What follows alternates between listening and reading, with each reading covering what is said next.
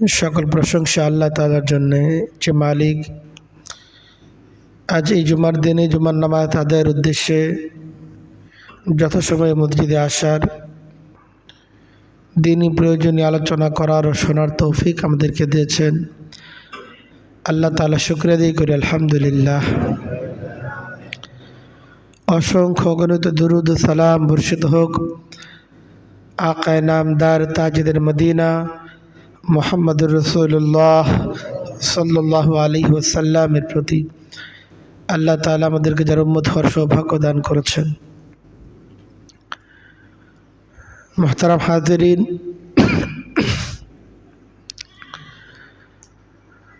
আমরা একটি ইংরেজি বর্ষের শেষ প্রান্তে উপনীত। 2024 সাল আমাদেরকে ছেড়ে চলে যাচ্ছে, 2025 সাল আগত। আমাদের দিনই যে সকল আমলগুলো আছে, রোজা, হজ ইত্যাদি আমলগুলো সব কিছুই চন্দ্র মাসকে কেন্দ্র করে। আল্লাহ তাআলা আমাদেরকে শরীয়তের যে হুকুমগুলো দিয়েছেন, যেগুলোর সাথে তারিখের সম্পর্ক রয়েছে, সেগুলোর ভিত্তি হচ্ছে চন্দ্র মাস। কিন্তু আমরা আমাদের প্রাত্যহিক জীবনের, দৈনন্দিন জীবনের, আমাদের সামাজিক জীবনের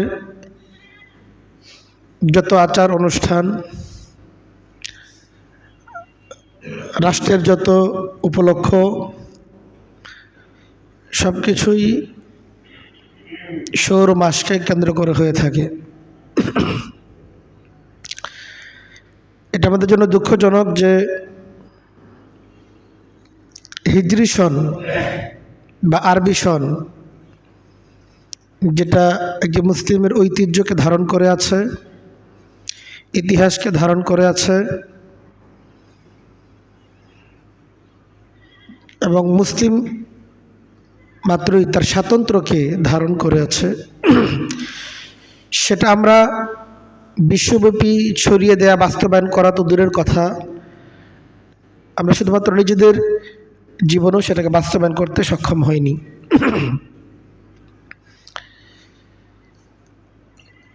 যে ইংরেজি বর্ষটা আমরা ফলো করে থাকি, এটার মৌলিক সূচনা তো হয়েছিল রোম সম্রাট জুলিয়ান সিজারের মাধ্যমে। অনেকে এখন এটাকে জুলিয়ান ক্যালেন্ডার নামে অভিহিত করে থাকেন। কিন্তু পরবর্তীতে পোপ অষ্টম গ্রেগরি খ্রিস্ট ধর্মের বিভিন্ন উপসর্গ, আচার অনুষ্ঠান ইত্যাদির সুবিধার্থে রোমান জুলিয়ান যে ক্যালেন্ডার, সেটার মধ্যে সংশোধন আনেন এবং তিনি নতুন করে এই ইংরেজি বর্ষটাকে ঢেলে সাজান। রোমান আমলে 10 মাসে তাদের বছর হতো। ডেসম, এটা রোমান শব্দ ছিল দশম, কিন্তু এটা এখন হয়ে গেছে 12। তো গ্রিক এবং রোমানরা ঐতিহাসিকভাবেই তারা ছিল পৌত্তলিক, নানা রকম মূর্তির পূজা তারা করত। রোমান সম্রাটরা খ্রিস্ট ধর্ম গ্রহণ করার পরও গ্রিকদের যে পৌত্তলিক বিশ্বাস, আচার অনুষ্ঠান, তাদের যে সংস্কৃতি, এটাকে তারা পরিপূর্ণভাবে ছাড়তে সক্ষম হয়নি। এই জন্য দেখা যায় পরবর্তীতে খ্রিস্ট ধর্মের মাঝেও গ্রিকদের চিন্তা চেতনা, তাদের যে দর্শন, এর প্রভাব অত্যন্ত ব্যাপকভাবেই ছিল।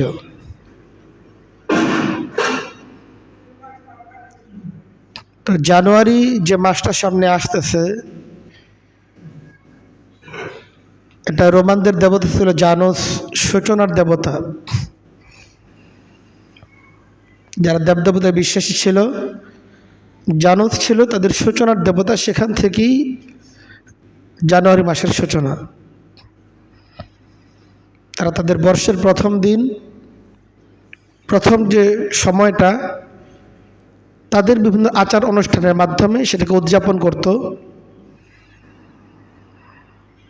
কিন্তু দুঃখজনক হচ্ছে যে খ্রিস্ট ধর্ম আসার পরেও খ্রিস্ট ধর্মের এটা ব্যর্থতা যে পৌত্তলিকতায় বিশ্বাসী গ্রিক এবং পরবর্তী রোমান তাদের কৃষ্টি কালচার, তাদের যে বিশ্বাস, পৌত্তলিক বিশ্বাস, সেটা থেকে খ্রিস্ট ধর্ম বের হতে পারেনি। ব্যর্থতা আমাদের জন্য যে আমরা যদিও সেই বিশ্বাসের সাথে জড়িত না, কিন্তু মুসলিম বিশ্বের দিকে যদি তাকানো হয়, মুসলিম বিশ্ব বর্তমান জ্ঞান, ধর্মীয় জ্ঞান, দ্বীনি মূল্যবোধ এবং চেতনা থেকে এতটাই দূরে, যে কোনো কিছুর সাথে কোনো জিনিস যত ঘৃণ্যই হোক না কেন, যত মূর্খতা সুলভই হোক না কেন, সেখানে যদি একটু উৎসব এবং বিনোদনের ছোঁয়া দিয়ে দেওয়া যায়, তো সেই ঘৃণ্য তৎপরতা, সেই মূর্খতা সুলভ আচরণ থেকে মুসলিম যুব সমাজ থেকে সমাজকে রক্ষা করতে পারবে এমন কোনো শক্তি নাই। কারণ শুধু এটাই যে এর মধ্যে কিছু বিনোদন আছে, এর মধ্যে কিছু উৎসব আছে। এখন সেটার উৎপত্তি, সেটার উৎস যতই জঘন্য হোক না কেন, যতই অসত্য হোক না কেন, যত মিথ্যা এবং বাতিল হোক না কেন, বিনোদনের ছোঁয়া যদি থাকে, যুব সমাজকে এটা থেকে রক্ষা করা যাচ্ছে না। তো যাই হোক, তো বর্তমান যে ক্যালেন্ডার আমরা আমাদের প্রাত্যহিক জীবনে ফলো করে থাকি, এটাকে বর্তমান বলা হয় গ্রেগরিয়ান ক্যালেন্ডার। যেহেতু পোপ অষ্টম গ্রেগরি তিনি এটাকে সংশোধিত আকারে ওটা বিশ্বের সামনে তুলে ধরেছিলেন, এই জন্য এটার নাম হচ্ছে গ্রেগরিয়ান ক্যালেন্ডার। যেহেতু আমরা খ্রিস্ট ধর্ম বা পৌত্তলিক ধর্ম, সেগুলো আচার অনুষ্ঠানের সাথে আমাদের কোনো সম্পর্ক নেই, সেগুলো অনুসরণ করার জন্য আমরা এই ক্যালেন্ডার ফলো করি তাও না। কাজে এই ক্যালেন্ডার অনুসরণ করে নিজেদের বিভিন্ন রকম অনুষ্ঠান ইত্যাদি নির্বাচন করা, নির্ধারণ করা, এটা শরীয়তের দৃষ্টিতে অপরাধ বা অবৈধ না। উত্তম ওটাই হতো, আমরা যদি এটা থেকে সর্বতভাবে বেরিয়ে এসে চন্দ্র মাস, হিজরি মাস, আরবি মাস ভিত্তিক আমাদের সকল আচার অনুষ্ঠান এটা নির্ধারণ করতে পারতাম, তো এটা উত্তম হতো, নিজেদের স্বাতন্ত্র্য রক্ষা হতো। কিন্তু আমরা সেটা করতে পারিনি। এখন যেহেতু আমরা আমাদের জীবনের সকল স্তরে এই গ্রেগরিয়ান ক্যালেন্ডার আমরা অনুসরণ করে থাকি, এবং আমরা বছর শেষ এটাই মনে করে থাকি, ডিসেম্বর চলে এলে জানুয়ারির সূচনা, তো বছরের শুরু আমরা এটাই মনে করে থাকি। কাজেই যেহেতু এটা আমাদের বিশ্বাস, আমাদের বাস্তবতার সাথে অঙ্গাঙ্গিভাবে জড়িত, কাজেই বছর এই শেষে বা একটি বছরের যে সূচনা হতে যাচ্ছে, সেক্ষেত্রে একজন মুমিনের অনুভূতি কেমন হওয়া চাই, এই বিষয়টা বিশেষভাবে আলোচনার দাবিদার। আমাদের জীবন থেকে 2024 এটা চলে যাচ্ছে, 2025 এটা আমাদের সামনে আগত। এই যে সময়ের এই পালা বদল, সময়ের এই পরিবর্তন, এই পরিবর্তন একজন মুমিনের অনুভূতি কি হওয়া চাই? একজন মুমিন মাত্রই তার মাঝে এই চেতনা জাগ্রত হওয়া চাই যে আমার 2024 সালে 365 দিনের যে পুঁজি আমি পেয়েছিলাম, এই পুঁজিটা আমার তো শেষ হয়ে গেল। এখন এই পুঁজিটাকে আমি কি লাভজনক খাতে ব্যবহার করতে পারছি, না এই পুঁজিটা আমার দুনিয়া এবং আখিরাতের কোনো উপকার বয়ে আনেনি? একটু ফিরে দেখা চাই, যে কোনো কিছুর সমাপ্তিতেই একটু পিছনের দিকে তাকানো চাই, যে 2024 সাল যে আমার জীবন থেকে ঝরে গেল, এই বছরটা আমার কিভাবে কাটলো। আমি কি আসলে সামনের দিকে অগ্রসর হয়েছি না পেছনের দিকে চলে গেছি। 2024 সালে আমার দুনিয়ার কি কি অর্জন হয়েছে এবং আখিরাতের কি কি অর্জন হয়েছে, কি কি অর্জন হয়েছে আর কি কি আখিরাত আমার ছুটছে, এই বিষয়গুলো আমাদের চিন্তা করা চাই। 2024 সালে কথা ছিল পবিত্র কোরআন কারীমের কিছু আয়াত আমরা শিখব, নতুন কিছু সূরা আমরা শিখব। 2023 সালে যে সূরাগুলো পড়তাম, 2024 সালে নতুন করে কয়টা সূরা শেখা হইল, নতুন করে কয়টা আয়াত আমার জানা হইল, শরীয়তের কয়টা মাসলা আমি নতুন করে জানছি যেটা আগে আমি জানতাম না। এই একটা বছর তো চলে গেল, এই একটা বছর আমি কি জানলাম, কি শিখলাম। নবী করিম সাল্লাল্লাহু আলাইহি সাল্লামের জীবনী আমার পড়ার কথা ছিল, একটা বছর চলে গেল কিন্তু আল্লাহ রাসূল সাল্লাল্লাহু আলাইহি সাল্লামের জীবনীর একটা কিতাব কি আমার পড়া হয়েছে। আমার জীবনকে পরিবর্তন করতে পারে, জীবনকে আলোকিত করতে পারে এমন কোনো কিতাব কি আমি সংগ্রহ করেছি, কিনেছি, পড়েছি। 2024 সাল শেষ হয়ে যাচ্ছে, কোন নামাজ কি আমার কাদা রয়ে গেল। 2024 সাল চলে গেল, আমার অর্জন কি আর বিসর্জন কি, আমার দ্বারা কি কোনো গুনাহ হয়ে গেল।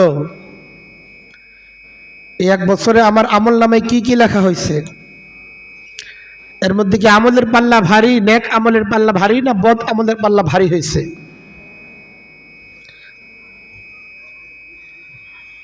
এই বিষয়গুলো একজন মুমিনকে অবশ্যই তার ভাবনাকে নাড়া দেওয়া চাই, যে একটা বছর শেষ হয়ে যাচ্ছে, আমার পুঁজিগুলি শেষ হয়ে গেল, 365 দিনের লম্বা পুঁজি আমি পেয়েছিলাম।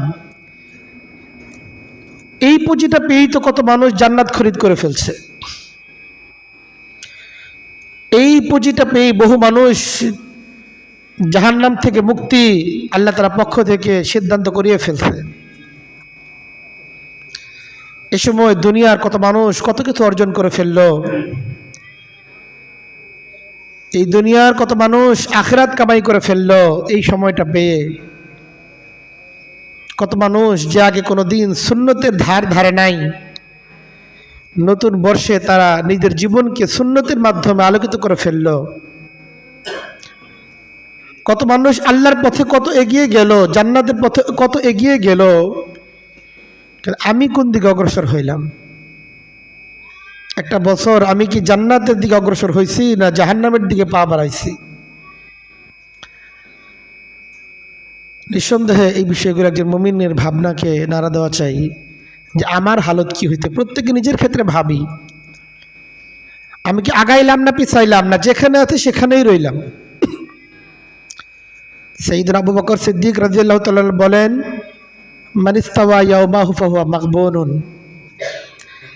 যার দুইটা দিন সমান যায়, গতকালকেও যেমন ছিল সে আজকেও তাই আছে, নতুন করে না তার আমল বাড়ছে না তার এলেম বাড়ছে, কোনোটাই হয় নাই। আখিরাতের পুঁজি কিছু বাড়ে নাই, আগে যেমন ছিল গতকালকে আজকে ঠিক তেমনই আছে। এই ব্যক্তি ক্ষতিগ্রস্ত, এই ব্যক্তি নিঃসন্দেহে ক্ষতির মধ্যে আছে।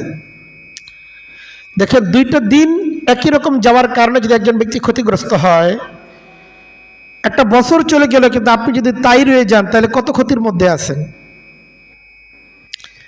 দুইটা দিন সমান সমান হওয়ার কারণে একজন ব্যক্তি যদি ক্ষতিগ্রস্ত হয়, 365 দিনের একটা বছর আপনার পেয়ে গেলেন আপনি, কিন্তু এর মধ্যে আপনার আখিরাতের কোনো পুঁজি সংগ্রহ করা হয় নাই। যা সংগ্রহ করছি এর মধ্যে নেক আমলের তুলনায় বদ আমলের পাল্লা ভারী। তাহলে এ যে ক্ষতিগ্রস্ত কোনো সন্দেহ আছে? আল্লাহ তাআলা পবিত্র কোরআনে কারীমের মাঝে বলতেছেন, ইয়া আইয়ুহাল্লাযীনা আমানুত্তাকুল্লাহ, ইয়া আইয়ুহাল্লাযীনা আমানুত্তাকুল্লাহা ওয়াল তানজুর নাফসুম মা কদ্দামাত লিগাদিন ওয়াত্তাকুল্লাহ। আল্লাহ বলেন, ইমানদার যারা নিজেদেরকে মুমিন দাবি করতেছ, ইত্তাকুল্লাহ, আল্লাহকে ভয় করো। ওয়াল তানজুর নাফসুম মা কদ্দামাত লিগাদ, সামনের দিনগুলোর জন্য কি পাথেয় তুমি সংগ্রহ করছো একটু লক্ষ্য করো। তুমি যে পাথেয় সংগ্রহ করছো, এই পাথেয়টাকে জান্নাতের পাথেয় হয়েছে না জাহান্নামের পাথেয় হয়েছে?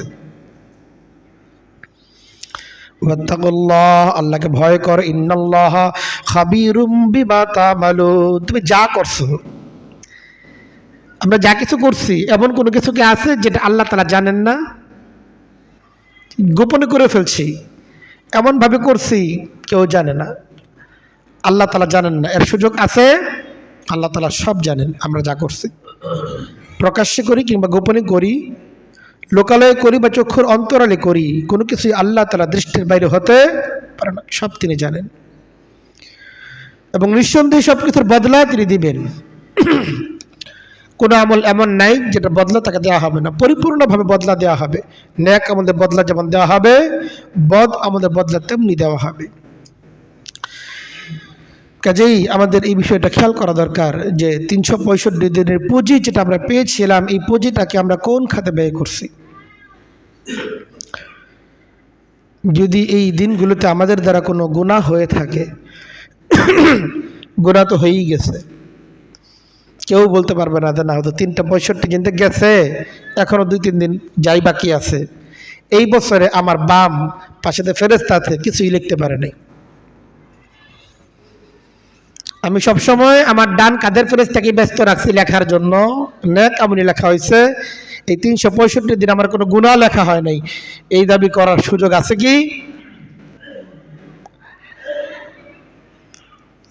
এই জন্য যদি আমাদের দ্বারা গুনাহ তো হয়েই গেছে, গুনাহ যা কিছু হয়েছে এটা তওবার ক্ষেত্রে বিলম্ব না করা চাই। বছর শেষে আল্লাহ তাআলার কাছে এইভাবে ক্ষমা চাওয়া চাই যে যা কিছু হয়ে গেছে, ভুল হয়ে গেছে। এই ভুলের জন্য নিজে অন্তরের মধ্যে অনুশোচনা আসা চাই। আপনি একটু চোখ বন্ধ করে একান্তে বসেন না, চোখটা বন্ধ করে পেছনের দিকে তাকান না। 1 বছরে আপনার জবান দ্বারা কত মানুষ ক্ষত বিক্ষত হয়েছে, আপনার আচরণের দ্বারা কত মানুষের দিল ক্ষত বিক্ষত হয়েছে, কত মানুষের হক আপনার দ্বারা নষ্ট হয়েছে, আল্লাহ তাদের কত হক নষ্ট হয়েছে। নামাজ যেভাবে আদায় করা দরকার ছিল সেভাবে করা হয় নাই, রোজাগুলো যেভাবে রাখা দরকার ছিল ওভাবে রাখা হয় নাই, সময়গুলোকে ইস্তিগফার এবং দুরূদ শরীফের দ্বারা যেভাবে কাজে লাগানো প্রয়োজন ছিল ওইভাবে লাগানো হয় নাই। 1 বছর কোরআনকে আগলে রাখা দরকার ছিল, কোরআনের সাথে সম্পর্কে জড়ানোর কথা ছিল, সেটা করা হয় নাই। কত ভুল, কত ভ্রান্তি, কত নির্লজ্জ গুনাহ, কত নিকৃষ্ট গুনাহ গত 1 বছরে আমাদের আমল নামায় জমা হয়েছে, এগুলো ভাষায় প্রকাশ করার মতো না। এত এত গুনাহ আমরা করছি, এত নির্মম গুনাহ, এত নিকৃষ্ট গুনাহ আমাদের আমল নামায় যুক্ত হয়েছে। আল্লাহ তাআলার কাছে তওবা করার ক্ষেত্রে বিলম্ব না করা চাই। আল্লাহ তাআলা বলেন, ইন্নামাত তাওবাতু আলাল্লাহি লিল্লাযীনা ইয়ামালুনা আস-সুআ বিজাহালাতিন সুম্মা ইয়াউদুনা মিন করিব। আল্লাহ বলেন, বান্দা তো ভুল করেই থাকে। যে সকল বান্দারা ভুল করার পর যখন তাকে সচেতন করা হয়, সে বুঝতে পারে, জানতে পারে যে সে ভুল করে ফেলছে, তো সেক্ষেত্রে সে আল্লাহ তার কাছে তওবা করতে বিলম্ব করে না। সুম্মা ইয়াউদুনা মিন করিব, খুব দ্রুত সময়ের মাঝে আল্লাহ তার কাছে তওবা করে। এই সমস্ত ব্যক্তিদের তওবা কবুল করা আল্লাহ তাআলা নিজের জন্য ওয়াজিব করে নিয়েছেন। বান্দা তওবা কবুল করবেন, ইন্নামা তাওবাতু আলাল্লাহ, আল্লাহ বলেন তওবা কবুল করা আল্লাহর উপর ওয়াজিব। এটা ওয়াজিব করছেন কে? আল্লাহ নিজেই করছেন। কাদের? লিল্লাযিনা ইয়ামালুনা আস-সুআ, যারা নাফরমানি করছে আল্লাহর। সুবহানাল্লাহ, করছি নাফরমানি, কিন্তু এরপরও তিনি প্রতিশ্রুতি দিচ্ছেন যে ক্ষমা করবেন।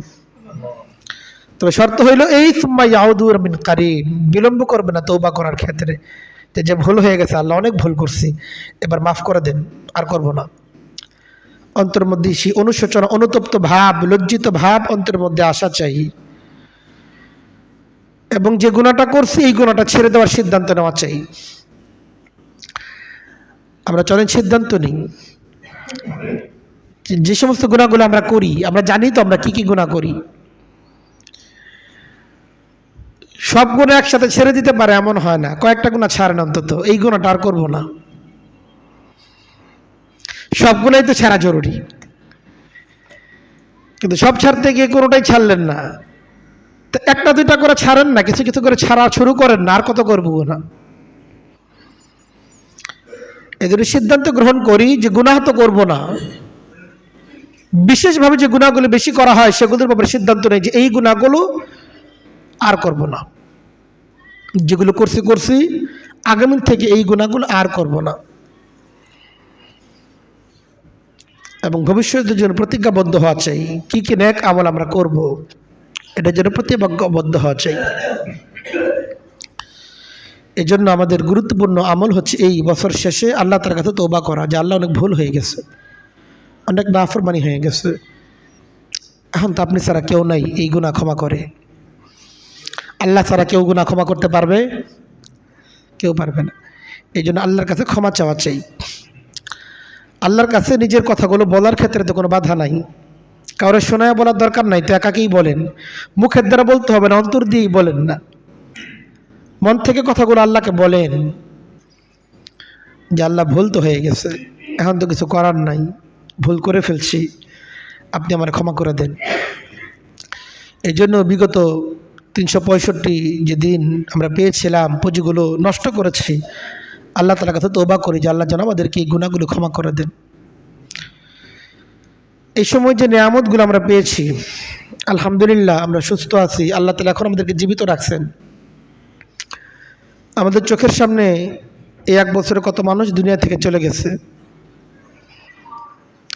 উইকিপিডিয়ার তথ্য দেখলাম যে প্রতিদিন পৃথিবীতে দৈনিক 1.5 লক্ষ মানুষ মৃত্যুবরণ করতেছে, দৈনিক 1.5 লক্ষ মানুষ মৃত্যুবরণ করে। কাজেই আপনি যদি 1 বছরের হিসাব লাগান, প্রায় 5.5 কোটি মানুষ প্রতিদিন দুনিয়া থেকে বিদায় গ্রহণ করে, প্রায় 5.5 কোটি মানুষ প্রতি বছর দুনিয়া থেকে বিদায় গ্রহণ করতেছে। আল্লাহ তাআলা আপনি আমাকে হায়াত দিয়ে রাখছেন, এখন আমরা জীবিত আছি, এই জন্য কি আল্লাহ তাআলা শুকরিয়া আদায় করা চাই না? কত মানুষ ছিল আমাদের চোখের সামনে, আমাদেরই প্রিয়জন, যাদের হাতে হাত রেখে আমরা চলছি, যাদের হাত ধরে আমরা পথ চলা শিখছি, আমাদের চোখের সামনে দুনিয়া থেকে চলে গেছেন। 1 বছরে আল্লাহ তাআলাকে কতগুলো সাজদা করার সুযোগ আমি পেয়েছি, এই সুযোগ থেকে তারা বঞ্চিত। এই জন্য আল্লাহ তাআলা আমাদেরকে এখনো যে হায়াতে রাখছেন, আল্লাহ তাআলা আমাদেরকে সুস্থ রাখছেন, এই জন্য আল্লাহ তাআলার নিয়ামতের শুকরিয়া আদায় করা চাই। বলিন একবার আলহামদুলিল্লাহ। আল্লাহ তাআলা আমাদেরকে হায়াত দিয়ে রাখছেন, আমাদেরকে এখনো জীবিত রাখছেন। মৃত্যুর মিছিলে আমিও শামিল হতে পারতাম, মৃত্যুর জন্য আপনার কোনো রোগ দরকার নাই তো, আপনার জন্য মৃত্যুর জন্য কোনো কারণের প্রয়োজন আছে? জীবিত থাকাটাই আশ্চর্য, মৃত্যুবরণ করাটাই বরং স্বাভাবিক। বিখ্যাত চিকিৎসা বিজ্ঞানী ছিলেন, দার্শনিক ছিলেন আবু আলী ইবনে সিনা। তার সন্তান অল্প বয়সে মৃত্যুবরণ করলো। বন্ধু জিজ্ঞেস করতেছে, এত তাড়াতাড়ি মারা গেল, কোনো কারণ ছিল? তিনি জবাব দিলেন যে সে তো কেন এতদিন জীবিত ছিল, আমি তো এইটারই কোনো কারণ খুঁজে পাইনি। যাওয়াটাই তো আসল, থাকাটাই বিস্ময়ের। আমি জীবিত আছি, এটা বিস্ময়কর ব্যাপার, কারণ আমাদের আসল হচ্ছে মৃত্যু। আল্লাহ তাআলা জীবন এবং মৃত্যুর কথা যখন আনছেন, মৃত্যুর কথাকে আগে আনছেন। আল্লাযী খালাকাল মাউতা ওয়াল হায়াতা, সূরা মুলকের মধ্যে আমরা পড়ি না, আল্লাযী খালাকাল মাউতা ওয়াল হায়াতা, যিনি সৃষ্টি করেছেন মৃত্যুকে, এরপর বলছেন জীবনকে। কাজে বিস্ময়ের ব্যাপার যে 2024 সাল 365 দিন চলে গেল, আমি এখনো জীবিত রয়ে গেলাম। এবং আল্লাহ তাআলা শুকরিয়া যে আল্লাহ তাআলা আমাদেরকে এখনো সুস্থ রাখছেন, এটা আল্লাহ তাআলার অনেক বড় নিয়ামত। এই বছরে কত মানুষ কত দুরারোগ্য ব্যাধিতে আক্রান্ত হয়ে গেছে। যে লোকগুলো 2023 সালে সুস্থ ছিল, চিন্তাই কেউ করতে পারে নাই যে এই লোকগুলো এখন আইসিইউতে থাকবে, এই লোকগুলো ঘরের মধ্যে পড়ে যাবে। এত সুস্থ সবল মানুষটা হঠাৎ করে কি হয়ে গেল, বিছানায় পড়ে গেল, চলার শক্তি তার নাই, আরেকজনের সাহায্য ছাড়া উঠে বসতেও সে পারে না। কিন্তু দেখেন আল্লাহ তাআলা আমাকে সুস্থ রাখছেন, আপনাকে সুস্থ রাখছেন। একাকী মসজিদে আমরা সক্ষমভাবে মসজিদে আসতে পারতেছি সুস্থতার সাথে, এটা থেকে আল্লাহ তাআলার নিয়ামত না? এই জন্য কি আল্লাহ তাআলার শুকরিয়া আদায় করা চাই না? করা চাই। কিন্তু আল্লাহ তাআলার নিয়ামতের ব্যাপারে অধিকাংশ মানুষ বড় উদাসীন। এই নিয়ামতগুলোকে কিভাবে কাজে লাগানো প্রয়োজন ছিল, কিন্তু সেগুলোকে কিভাবে আমি বরবাদ করে দিলাম। আল্লাহ রাসূল সাল্লাল্লাহু আলাইহি সাল্লাম বলেন, নিমাতান মাগবুবুন ফিহিমা কাসীরুম মিনান নাস, দুটি নিয়ামত এমন রয়েছে, মাগবুবুন ফিহিমা কাসীরুম মিনান নাস, অধিকাংশ মানুষ এই দুই নিয়ামতের ব্যাপারে বড় বেখবর। as-সিহহাতু ওয়াল ফারাগ, একটা হচ্ছে সুস্থতা আর একটা হচ্ছে তার অবসর সময়গুলো। সময়ের ব্যাপারে মানুষ বড় উদাসীন, অথচ এই সময়ের জন্য আল্লাহ তাআলার কাছে একদিন জবাবদিহিতার সম্মুখীন হইতে হবে। আল্লাহর কাছে অবশ্যই আমাদেরকে জবাব দিতে হবে যে আন উমরিহি ফিমা আফনাহ, তোমাকে আমি জীবন দিয়েছিলাম, সময় দিয়েছিলাম, বর্ষ দিয়েছিলাম, প্রত্যেকটা মুহূর্তের সময় তো আল্লাহর কাছে দিতে হবে। এক বছরের হিসাব আপনি কেমনে দিবেন? একদিনের হিসাব দিতে দেওয়া সম্ভব না। যা কিছু করছি আমরা জীবনে, একটা দিন এমন নাই যে বলতে পারবো এই একদিনটা নিষ্কলুষ ছিল, কোনো রকম গুনাহ আমাকে স্পর্শ করতে পারে নাই। আল্লাহ তার হুকুমগুলো একদিন ঠিকঠাক মতো পালন করছি, একটা দিনের হিসাব দিতে দেওয়া সম্ভব না। আর সেখানে 365 দিন চলে যাচ্ছে, একটা বছর চলে যাচ্ছে, পুরনো বছরের হিসাব তো দিতেই হবে আল্লাহ তাআলার কাছে। কিভাবে জবাব দিব আল্লাহ তাআলার কাছে, বিষয়গুলো আমাদের ভাবা চাই এবং আল্লাহ তাআলার শুকরিয়া আদায় করা চাই। একটা বছর চলে যাচ্ছে, নতুন একটা বছর আগত। এই যে একটা বছরের বিদায়, এই বিদায় আমাদের অন্তরের মধ্যে এই অনুভূতি জাগানো চাই। আমাদের জীবন থেকে তো আরো অনেক বছরই গেছে, 2023 গেল, 22 গেল, 21 গেল, 20 গেল, কত বসন্ত আপনি দেখলেন, কত জানুয়ারি ডিসেম্বর আপনার জীবন থেকে চলে গেল। কিন্তু আপনার জীবনে কি পরিবর্তন আসলো, আমরা আমাদের জীবনে কি পরিবর্তন আনলাম? এই যে বিদায়গুলো আছে, ডিসেম্বরের বিদায়, অনেক ডিসেম্বর আমাদের জীবন থেকে গেছে। এই ছোট ছোট বিদায়গুলো আমাদের একদিন চিরস্থায়ী বিদায়ের পথ দেখাবে। ছোট ছোট বিদায়গুলো আমাদের অন্তরের মধ্যে এই অনুভূতি জাগানো চাই, একটা ডিসেম্বর আসবে আমি থাকবো না, হতে পারে 2025 সাল আসবে, কিন্তু এই মেম্বার আমি থাকবো না, আরেকজন বসবে, হতে পারে না? যে ঘরে আপনি বসবাস করেন এই ঘরটা আরেকজনের ঘর হবে, আপনার চিহ্ন সেই ঘরে থাকবে না।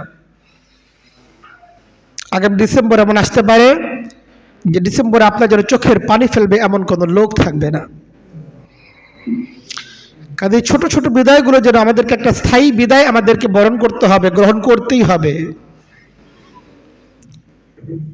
সেই স্থায়ী বিদায় যেটা আমাদেরকে দুনিয়া থেকে গ্রহণ করতে হবে, সেই বিদায়ের কথা স্মরণ করিয়ে দেওয়া চাই। সেই স্মরণ আমাদের যত বেশি হবে, দুনিয়ার স্বাদ, দুনিয়ার আহ্লাদ, নাফরমানির পরিমাণ তত বেশি কমতে থাকবে। আল্লাহ রাসূল সাল্লাল্লাহু আলাইহি সাল্লাম বলেন, আকসিরু যিকরা হাদিমিল লাযযাতিল মাউত, যে তোমরা বেশি বেশি দুনিয়ার স্বাদ বিনষ্টকারী মৃত্যুকে স্মরণ করো। এখন মৃত্যুর কথা শুনতে আমাদের ভালো লাগে না, আমরা জীবনের কথা শুনতে চাই, জীবনের গল্প শুনতে চাই। মৃত্যুর কথা শুনতে এখন কেউ আর ইচ্ছুক না, কেউ মৃত্যুর কথা শুনতে চায় না। আরে মৃত্যু তো বরণ করতেই হবে, এটা বলার কি আছে, এটা নিয়ে তো আলোচনার কি আছে? অথচ মৃত্যু তো বরণ করতেই হবে, এজন্যই তার সবচেয়ে বেশি আলোচনার প্রয়োজন ছিল। এটা যেহেতু মৃত্যুবরণ করতে হবে, সবার বরণ করতেই হয়, এই জন্য এটা কি আলোচনা অপাত্র হয়ে গেল না? এটাই আলোচনা পাত্র ছিল, এটাই তো আলোচনা করা দরকার, যেটার থেকে কেউ আমরা নিষ্কৃতি পেতে পারি না। অবধারিত মৃত্যুর কথা আমাদের বেশি স্মরণ করা উচিত ছিল, যেহেতু এটা থেকে নিস্তার পাওয়ার কোনো সুযোগ কারোর জন্যই নেই। কিন্তু দুনিয়া আমাদেরকে এতটাই ধোকায় ফেলে দিয়েছে, দুনিয়া আমাদের এতটা ধোকায় ফেলে দিয়েছে যে সুনিশ্চিত মৃত্যুর কথা আমরা আর আলোচনা করতে চাই না। অথচ একদিন আসবে, মৃত্যু আমার দুয়ারে ঠিকই উপস্থিত হয়েই যাবে। আমি চাই কিংবা না চাই, আমি নেককার হই বা বদকার হই, আল্লাহর অনুগত হই বা অবাধ্য হই, মৃত্যুর স্বাদ সকলকে গ্রহণ করতেই হবে। কিন্তু মৃত্যুর ভাবনা আমাদের মধ্যে নাই। অথচ সৈয়দনা উমর ফারুক রাদিয়াল্লাহু তাআলা আনহু যখন খলিফাতুল মুসলিমিন হলেন, ব্যস্ততার পরিমাণ বেড়ে গেল, তখন তিনি একজন ব্যক্তিকে নিয়োগ দিয়েছেন এই জন্য ব্যক্তিগতভাবে যে তুমি কিছুক্ষণ পরে পরে আমাকে মৃত্যুর কথা স্মরণ করায় দিবা, কিছুক্ষণ পরে পরে আমাকে মৃত্যুর কথা স্মরণ করা। ইবনে খাত্তাব দুনিয়া থাকতে পারবে না, যাইতেই হবে। কিন্তু সেই মৃত্যুকে আমাদের আমলের অবস্থা কি তাহলে বলেন? ওমর ইবনুল খাত্তাব রাদিয়াল্লাহু তাআলা আনহু, নবী করিম সাল্লাল্লাহু আলাইহি সাল্লাম যাকে জান্নাতের সুসংবাদ দিয়ে গেছেন, ওমর ইবনুল খাত্তাব যে জান্নাতি, কোনো সন্দেহ আছে? কোনো সন্দেহ নাই। এমন ব্যক্তি যদি মৃত্যুকে এতবার স্মরণ করেন, এর স্মরণটাকে এত প্রয়োজন মনে করেন, আমরা কোথায় গাফলতের মধ্যে আছি? আমাদের আমলের অবস্থা কি হয়ে আছে?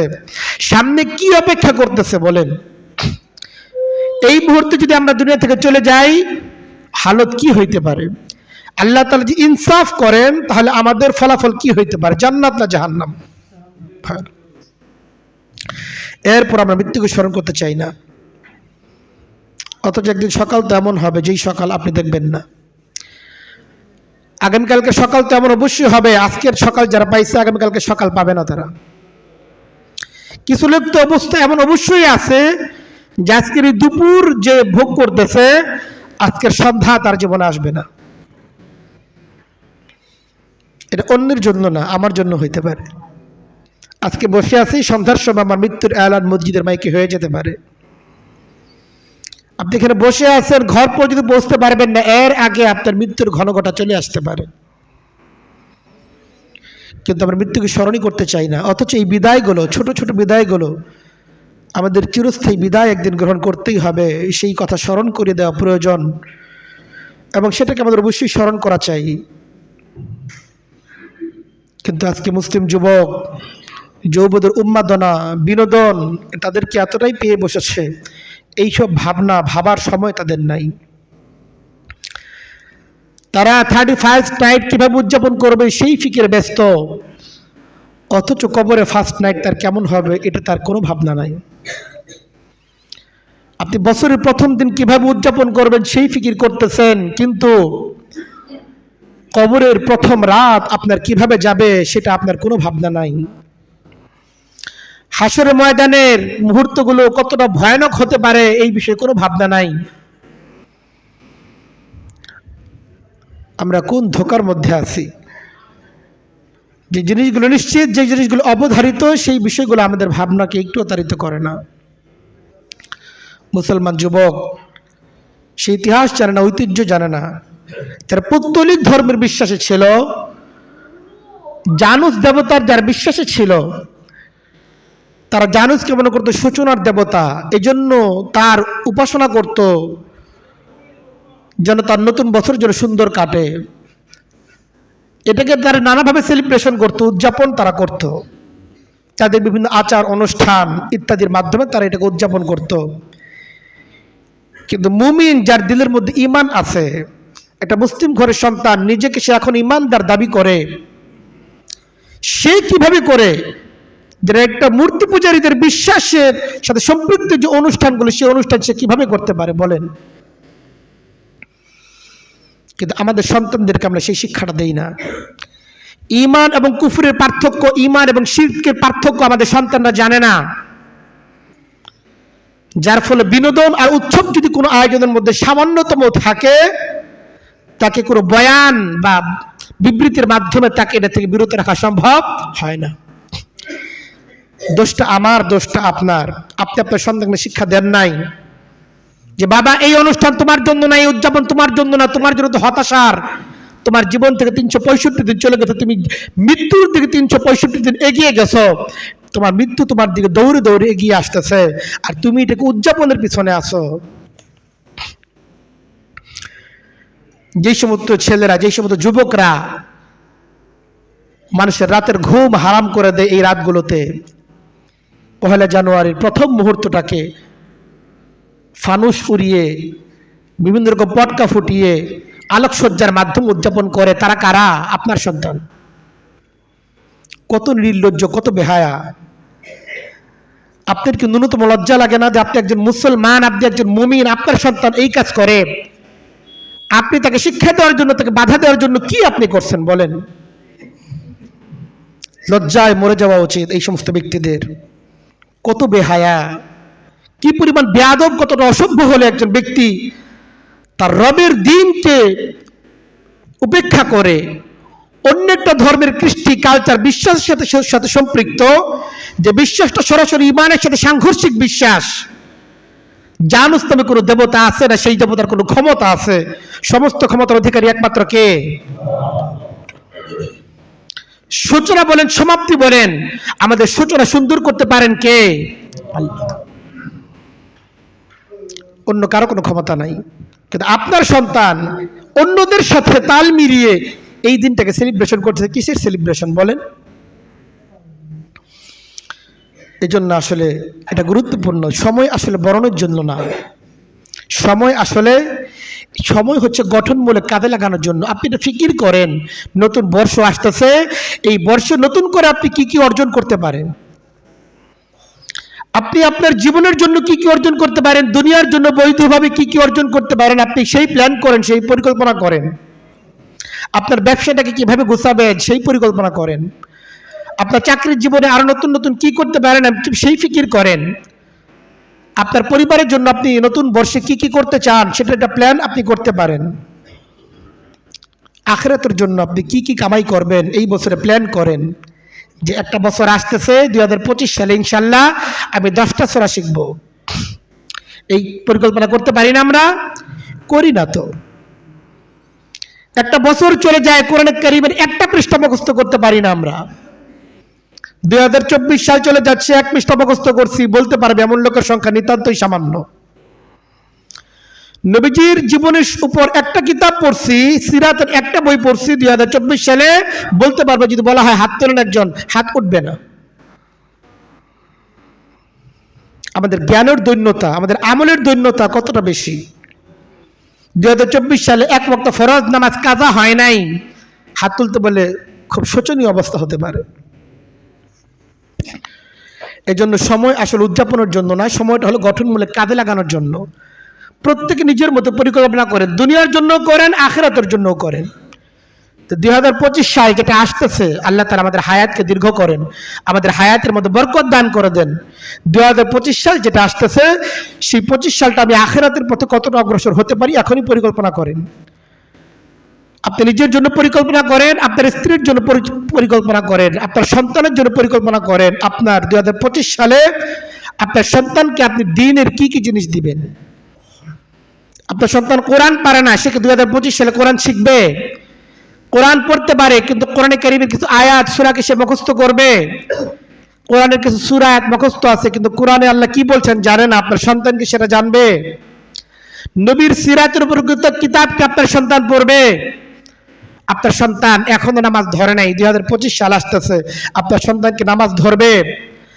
আপনার মেয়েটা অর্ধনগ্ন হয়ে রাস্তায় ঘোরাফেরা করে, শরীয়তের ফরজ হুকুম পর্দার বিধান লঙ্ঘন করে, আপনার সন্তান, আপনার মেয়ে, আপনার স্ত্রী তারা কি পর্দার মধ্যে আসবে? প্ল্যান করেন। আপনি 2025 সালটাকে কিভাবে দেখতে চান? এটা আসলে উদযাপনের জন্য না, সময়টা হলো কাজে লাগানোর জন্য। নতুন বছরে আমরা অঙ্গীকার করা চাই, নতুন বছরে ইনশাআল্লাহ নামাজ ছাড়বো না। নতুন বর্ষে আমাদের অঙ্গীকার, প্রথম অঙ্গীকার হওয়া চাই, নতুন বর্ষে আমরা নামাজ ছাড়বো না ইনশাআল্লাহ। আল্লাহর সাথে ওয়াদা করি যে আল্লাহ নতুন বর্ষে আমি ওয়াদা করি আল্লাহ নামাজ ছাড়বো না, আপনি তৌফিক দান করেন। ঠিক এমনি ভাবে নতুন বর্ষে সংকল্প করি ইনশাআল্লাহ নিজের জ্ঞাতসারে কোনো হারাম কাজ করব না। নতুন বর্ষে নিজের জ্ঞাতসারে হারাম কাজ করব না, ওয়াদা করি, নিজের সাথে ওয়াদা করি যে আল্লাহ আমি কোনো হারাম আর কাজ এই বছর আর করবো না, আমি ওয়াদা করলাম। আগে যা করছি ভুল করছি, আপনি মাফ করে নতুন করে আর কোনো হারাম কাজের মধ্যে আমি জড়াবো না, এবং যেগুলো করছি এগুলি থেকে বেরিয়ে আসা চাই। নতুন বর্ষে এই প্রতিজ্ঞা করেন, যারা কোরআন পড়তে পারি না কোরআন পড়া শিখবো, যিনি কোরআন করতে পারি কোরআন কারীম বিশুদ্ধ করব, এবং কোরআন কারীমের এই সূরাগুলো আমি ইনশাআল্লাহ মুখস্থ করব। এই ওয়াদা আমরা ফিকির আমরা করতে পারি না? এই কল্পনা আমার প্রত্যেকের করা চাই। নিজের অলসতাগুলো ঝেড়ে ফেলি। অনেকেই জীবন যেভাবে কাটাইতেছে কোনো প্ল্যান নাই, কোনো পরিকল্পনা নাই, নিজের দুনিয়ার পথে অগ্রসর হওয়ার, আখিরাতের পথে অগ্রসর হওয়ার কোনো পরিকল্পনা নাই, এভাবেই জীবন কেটে যাচ্ছে। অলস মানুষকে ইসলাম কখনো পছন্দ করে না। ইসলাম সবসময় একজন পরিশ্রমী, একজন সামর্থ্যবান ব্যক্তিকেই পছন্দ করে। হাদিসের মধ্যে এসেছে আল্লাহ রাসূল সাল্লাল্লাহু আলাইহি ওয়াসাল্লাম বলেন, আল মুমিনুল কাবিয়্যু আহাব্বু ইনদাল্লাহি মিনাল মুমিনিজ যায়ীফ। একজন দুর্বল অলস ব্যক্তির চেয়ে একজন সবল পরিশ্রমী ব্যক্তি আল্লাহ তাদের কাছে অনেক বেশি প্রিয়। কারণ সবল ব্যক্তি সব ক্ষেত্রে সবল, সে দিনের ক্ষেত্রে সবল হতে পারে, আখিরাতের ক্ষেত্রে সবল হতে পারে, দুনিয়ার জন্য সে সবল হতে পারে। এজন্য আসুন আমরা নিজেদের এই ইসলামের যে ঈমান, যে মূল চেতনা, সেই চেতনাকে ধারণ করি। বিজাতীয় যে সমস্ত কৃষ্টি কালচার আছে তাদের ধর্মের সাথে সম্পৃক্ত, সেগুলোকে বর্জন করি। গত একটা বছর চলে গেল, সেখান থেকে যা কিছু ভুল সেগুলোর জন্য তওবা করি। আগামী বছরের জন্য সংকল্প করি ইনশাআল্লাহ আগামী বছর আমার জীবনটা যেন আরো সুন্দর হয়, আরো বেশি পরিচালিত হয়। আল্লাহ তাআলা আমাদের সকলকে তৌফিক দান করেন। ওয়া আখিরু দাওয়ানা আলহামদুলিল্লাহ।